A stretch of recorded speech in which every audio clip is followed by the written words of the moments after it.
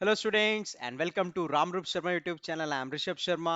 तो भाई लोग, आज की वीडियो में हम ना बात करेंगे कि कैसे सर जेई के एग्जामिनेशन में हम 140 से 170 तक का स्कोर अचीव कर सकते हैं, केवल गिनती के 10 चैप्टर्स करके। बस, ठीक है ना। आपको भी पता है, मुझे भी पता है यार, अपनी 11th क्लास कैसी गई है। बट 12th क्लास का बोर्ड हमने बोर्ड की वजह से 12th तो पढ़ ही लिया है। बट अब आखिरी 15 दिन में अगर यार इन चैप्टर के पर्टिकुलर क्वेश्चन कर लेते हो ना आप, तो आपको बहुत ज्यादा फायदा होने वाला है। ठीक है, तो मैं जरा आगे प्रोसीड करता हूं। आप लोग मेरी स्क्रीन पर देख सकते हो भाई लोग, है ना। मैंने यहां पर आपके लिए टॉप 10 चैप्टर बचाए हैं, है ना, सब्जेक्ट वाइज, और कितना कितना स्कोर रहेगा। ये पिछले 4-5 सालों का पूरा एनालिसिस है। तो पक्का इतने मार्क्स का आएगा। अपने भाई पर भरोसा रखना, ऋषभ भाई पर, ठीक है ना। पहले चैप्टर की बात करता हूं। पहले हम फिजिक्स की बात करते हैं यार। सबसे ज्यादा जो हुआ है ना जेई के एग्जामिनेशन में, फिजिक्स का है भाई, फिजिक्स और मैथ्स का, है ना। पहले फिजिक्स को थोड़ा क्लैरिफाई करते हैं। तो फिजिक्स में यार ये 10 चैप्टर आप ना कर लो, छाप लो, पढ़ लो, आएगा ही आएगा मेरे भाई यार, है ना। मेरे पे भरोसा रखो, ये आएगा ही आएगा। मैंने इस साल जितने पेपर सॉल्व करे सब में इसके क्वेश्चन थे। यूनिट डायमेंशन का आएगा ही आएगा, पक्का क्वेश्चन आएगा यूनिट डायमेंशन का। किससे आएगा? डायमेंशन एनालिसिस कर जाना। और कौन सा टॉपिक आ सकता है? अरे लास्ट वाला टॉपिक है ना, combination of error, error of sum, error of product, error of coefficient वाला, एरर ऑफ सब्ट्रैक्शन वाला। बोल देते हैं वेलोसिटी इतना परसेंटेज एरर है, मास में इतना परसेंटेज एरर है, तो काइनेटिक एनर्जी में कितना परसेंटेज एरर होगा। ऐसे टाइप के क्वेश्चन कर जाना भाई, बहुत इंपॉर्टेंट है, पक्का आएंगे। काइनेमेटिक्स से क्वेश्चन आएगा ही आएगा। ये वो क्वेश्चन है जो आप अटेम्प्ट कर सकते हो, जो आपके कंट्रोल के अंदर है। वेक्टर्स का कर लो, ठीक है। ग्रेविटेशन तो यार एकदम ऐसे चैप्टर है भाई, तुम्हें करना ही पड़ेगा मेरे भाई। ग्रेविटेशनल फील्ड कर लो, फील्ड इंटेंसिटी, ये सारे टॉपिक्स कवर कर जाओ। पोटेंशियल, पोटेंशियल एनर्जी, क्वेश्चन आएगा ही आएगा, ठीक है। अच्छा, आपकी काइनेटिक थ्योरी ऑफ गैसेस और थर्मोडायनेमिक्स को ना हम बहुत लीनियंटली लेते हैं। हीट वाला एक चैप्टर है, कुछ बच्चे तो छोड़ ही देते हैं, सर मेरे बस का नहीं है यूनिट संभालना। ठीक है, मैं भी उन्हीं में से एक था। बट इसकी वेटेज बहुत ज्यादा होती है मेरे भाई, 8 नंबर की वेटेज लगा लो, है ना। तो क्वेश्चन आएंगे ही आएंगे। इलेक्ट्रोस्टैटिक्स और कैपेसिटेंस की तो वैल्यू तुम्हें 12th क्लास के शुरुआत में पता चल गई होगी, कितनी ज्यादा इंपॉर्टेंस है उसकी, बोर्ड एग्जामिनेशन से लेके जेई के पेपर तक, ठीक है।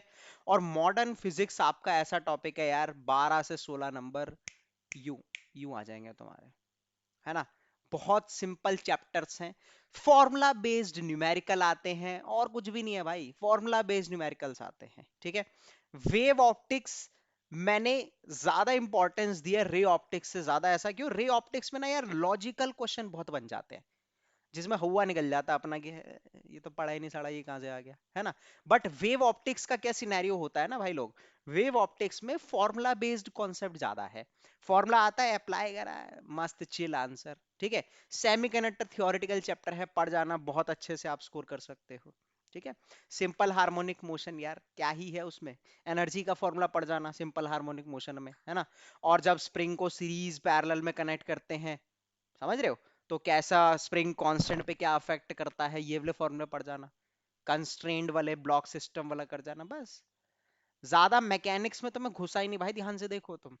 डायनेमिक्स की मैंने बात ही नहीं करी है, ठीक है। रोटेशन वोटेशन में तो एकदम भूत निकल जाएगा भाई। तो उससे बढ़िया है उन चैप्टर पर ध्यान दो जो हमारे बस का है, हमारे कंट्रोल में है, कैपेबल है हम उसके, ठीक है।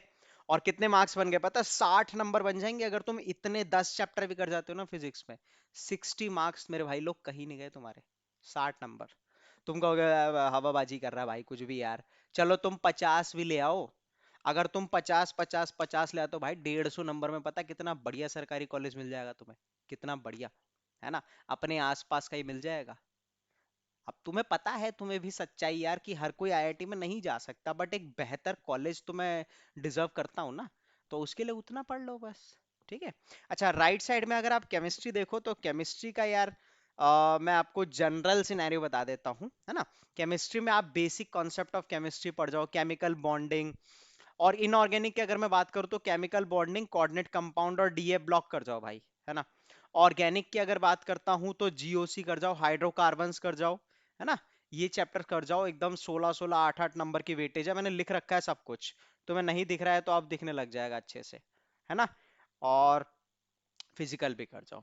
अच्छा, मैथमेटिक्स की अगर मैं बात करता हूँ भाई लोग, मैथमेटिक्स की, तो मैथमेटिक्स में क्या है ना, ये 8 चैप्टर कर जाओ भाई। वेक्टर 3D मैथ्स में फिर वही बात, तुम लगे पड़े हो इंटीग्रेशन डिफरेंशिएशन, सर एकदम आ तोप लगा दूंगा, इंटीग्रेशन के 500 क्वेश्चन कर लिए। मैंने अपनी 12th में इंटीग्रेशन के 500 क्वेश्चन करते भाई, इंटीग्रेशन इंटीग्रेशन के।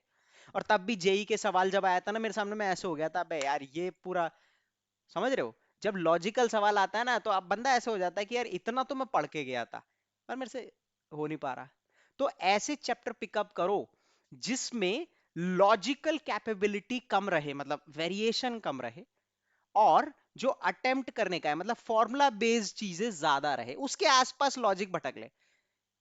मुझे पता है आप लोग कैलकुलस में बहुत माहिर हो यार, 12th क्लास में मैथ्स में अपन क्या करते हैं, 6 महीने कैलकुलस ही तो करते हैं। अरे भाई तेरे भाई को ही आता है। तुझे पता है integration 1/sin x plus cos x dx क्या होता है, बता बता बता। अब तुम्हें पता है ना उसकी शॉर्ट ट्रिक क्या है, √2 से मल्टीप्लाई डिवाइड, सामने वाले को थोड़ी पता है ना। तो इस तरीके से यार कुछ फॉर मतलब इंटीग्रेशन में स्पेसिफिक क्वेश्चन होते हैं जिनको आप कंट्रोल नहीं कर सकते हो। हाँ, डिफरेंशियल इक्वेशन हो गया, एओआई हो गया, ये ऐसे चैप्टर्स है जो बहुत कंट्रोल में रहते हैं, इनके क्वेश्चन भी अच्छे बन जाते हैं और अपन से हो जाएंगे। बट कोई दिक्कत नहीं यार, फिर भी मैं तुम्हें बता रहा हूँ वेक्टर 3D से दूर मत भागना मेरे भाई, फॉर्मूले पढ़ने हैं, सॉल्व करना है, आंसर आ जाएगा बस पक्का। ठीक है, 16 नंबर का वेटेज रख जाता है ये दोनों मिला के, ज्योमेट्री वाला पार्ट। उसके बाद स्ट्रेट लाइन और सर्कल कर पाओगे तो बहुत अच्छी बात है ना। वैसे इसमें भी थोड़े हुल हुआ से क्वेश्चन बन जाते हैं, बट कोई नहीं, चल जाता है। इसके बाद मैट्रिसेस और डिटर्मिनेंट की बात करता हूँ तो ये कर लेना यार, बहुत कंट्रोल के चैप्टर्स हैं, आसानी से आप नंबर छाप दोगे। सेट रिलेशन फंक्शन ज्यादा हवा नहीं बनता है ना, कंट्रोल की चीजें होती है, उससे आप अटेम्प्ट कर सकते हो। लिमिट्स कॉन्टिन्यूटी कर जाना, क्वाड्रेटिक इक्वेशन का बहुत सस्ता सा क्वेश्चन आता है। एक यार यहाँ पर मैंने एक चैप्टर और लगाना भूल गया, मैथमेटिकल रीजनिंग जरूर कर लेना भाई। एक क्वेश्चन आता है बहुत सिंपल सा, भोला भाला सा, उसकी प्रैक्टिस कर जाना। उल्टे सीधे सिंबल नहीं होते, अगर इसका मतलब ये, इसका मतलब ये, तो बताओ इसका मतलब क्या, वैसे वाले क्वेश्चन कर जाना। और प्रोबेबिलिटी के तो तुम धुरंधर हो ही। प्रोबेबिलिटी क्या है, 10th तक पढ़ी तो है प्रोबेबिलिटी, एक ही प्रोबेबिलिटी विद रिस्पेक्ट हुई है ना। बाइस्फीयर वगैरह कर लेना यार, उसमें भी पढ़ लेना चाहिए, ऐसी बात नहीं है कि सिर्फ उतना ही कंट्रोल रखो। और सबसे इंपॉर्टेंट है अब के दिनों में ना, पीवाई क्यूज करने स्टार्ट कर दो, प्रीवियस ईयर क्वेश्चन जितने ज्यादा प्रैक्टिस कर सकते हो करो, जितने फॉर्मूला तुमने पढ़ रखे हैं फटाफट से रिवाइज कर लो। और एक चीज बोलूंगा भाई, कंसिस्टेंसी इज द की। ठीक है, मेरे साथ भी गड़बड़ हुई थी, तुम्हारे साथ ना हो। जम के पढ़ता था भाई, मैं बहुत ज्यादा जम के पढ़ता था, पता है तुम्हें, जैन तक तो ऐसे फाड़ के रख दी थी भाई ने तुम्हारे। बट आखिरी 2 महीने में अगर आप कंट्रोल नहीं रख पाए ना अपने इमोशंस पर, अपनी सेल्फ स्टडी पर, अपने कंसिस्टेंस पर, टाइमिंग्स पर, तो आपका रिजल्ट हेर फेर हो जाता है, समझ रहे हो। जहां तुम 170 डिजर्व करते थे, 120 पर अटक जाते हो। तो उसमें बड़ा रिग्रेट फील होता है कि यार मैंने 12th, चलो 11th तो नहीं पढ़ी भाई, है तुमने भी नहीं पढ़ी, हमने भी नहीं पढ़ी, बट 12th में बहुत घिसी यार, दिसंबर तक घिसी, प्री बोर्ड 2 तक घिसी, प्री बोर्ड भी अच्छे, बोर्ड भी अच्छे दे दिए, पर आखिरी के 2 महीने में भाई जेई के लिए टाइम ही नहीं मिला। तो वो निकालो, जबरदस्ती निकालो, आखिरी 10-12 दिन में अपनी प्रैक्टिस करो जितनी अच्छी कर सकते हो, और चैनल को सब्सक्राइब करो। बाकी कमेंट सेक्शन में बताना कुछ अच्छा लगा हो तो, ठीक है। Till then make sure to subscribe the channel, bye bye, may God bless you.